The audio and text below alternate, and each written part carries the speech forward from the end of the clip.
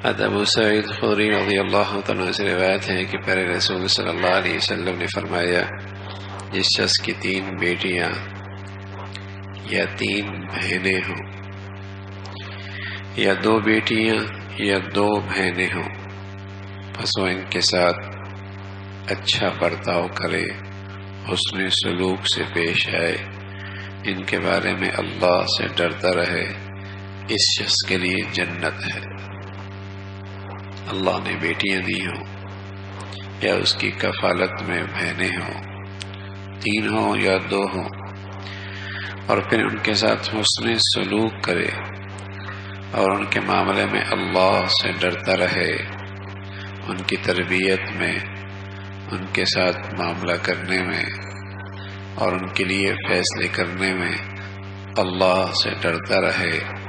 تو پیارے رسول صلی اللہ علیہ وسلم نے فرمایا اس شخص کے لیے جنت ہے۔ اور ایک اور ارشاد فرمایا کہ رسول فرمایا کہ تم میں سے کسی کے ہاں 3 بیٹیاں یا 3 بہنیں ہوں اور وہ ان سے سلوک کا برتاؤ کرے تو وہ ضرور جنت میں داخل ہوگا۔ حضرت عائشہ فرماتی ہیں،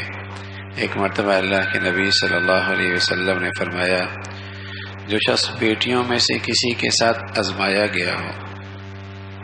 بس وہ اس پہ صبر کرے تو وہ بیٹیاں اس کے لیے دوزخ سے آڑ بن جائیں گی۔ بیٹیوں کے سلسلے میں وہ آزمایا گیا ہو، اس پہ کوئی بچیوں کی وجہ سے آزمائش آ گئی ہو اور پھر اس پہ صبر کرے اور ان کے ساتھ حسن سلوک کرتا رہے، تو پیارے رسول صلی اللہ علیہ وسلم نے فرمایا کہ اس شخص کے لیے یہ بچیاں جہنم سے آڑ بن جائیں گی۔ نرینہ اولاد کو لوگ دل سے چاہتے ہیں، نرینہ اولاد کو لوگ دل سے چاہتے ہیں، اس کی تمنا بھی کرتے ہیں، اور اگر کسی کے ہاں نرینہ اولاد نہ ہو تو علاج معالجہ کیا جاتا ہے، دعائیں کرائی جاتی ہیں، تعویذ گنڈے لیے جاتے ہیں، اور بعض اوقات اس کے لیے دوسری شادی کی جاتی ہے،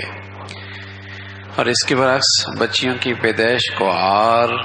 اور بار سمجھا جاتا ہے، اور بعض نادان ایسی عورت کو منحوس سمجھتے ہیں جس کی نرینہ اولاد نہ ہو۔ اس لیے پیارے رسول صلی اللہ علیہ وسلم نے بہت سی احادیث میں بچیوں کی پرورش کی فضیلت بتلائی ہے۔ بچیاں اللہ کی طرف سے رحمت ہیں، اور اس سے بڑھ کر کیا برکت ہوگی کہ خود کوئی شخص اللہ اور اس کے رسول صلی اللہ علیہ وسلم کے حکم کے پیش نظر خوش دلی اور محبت کے ساتھ بچیوں کی پرورش اور ان کی صحیح تعلیم اور تربیت کا اہتمام کرے تو وہ اس کے لیے جنت میں جانے اور دوزخ سے بچنے کا ذریعہ بن جائیں گے۔ اس سے بڑھ کر اور کیا فضیلت ہو سکتی؟ کوئی مسلمان جس کو اللہ نے بیٹیاں دی ہوں اور پھر بڑی خوش دلی کے ساتھ انہیں قبول کرے اور صحیح ان کی تعلیم اور تربیت کا اہتمام کرے۔ جہاں ہمارے معاشرے میں آج ان بچیوں کو عار سمجھا جاتا ہے، بوجھ سمجھا جاتا ہے، وہاں بدقسمتی سے ان کی تعلیم و تربیت کا بھی اہتمام کوئی نہ رہا، ان کی تعلیم اور تربیت کا بھی اہتمام کوئی نہ رہا۔ تو اتنی بڑی دولت اللہ کی طرف سے ملی ہے اور اسے یوں ضائع کر دیا۔ ابتدا میں جب ان کی تعلیم اور تربیت کا معاملہ ہوتا ہے اس سے غفلت ہوتی ہے، اور جب ان کے اگلے گھر بھیجنے کے فیصلے ہوتے ہیں اس میں بھی نادانی ہوتی ہے۔ اس بات کا لحاظ نہیں رکھا جاتا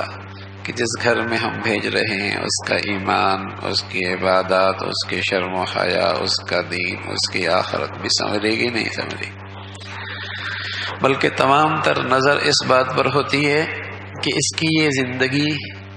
کیسے گزرے گی، خوشحالی ہو، فراوانی ہو، آسائش اچھی ہو رہے۔ ٹھیک ہے، کسی درجے ان کا لحاظ ضرور رکھا جائے، جس گھر سے جا رہی ہے اگلے گھر میں کچھ مناسبت ہو، شریعت نے اس کا انکار نہیں کیا، لیکن کم از کم ماں باپ کی اور اہتمام تو یہ کہ پہلی ترجیح اس کا ایمان بچ جائے، اس کا دین بچ جائے۔ اور سچی یہ ہے کہ یہی اس کی چھوٹی سی زندگی کے سنورنے کا بھی ذریعہ ہے، دین ایمان کی زندگی۔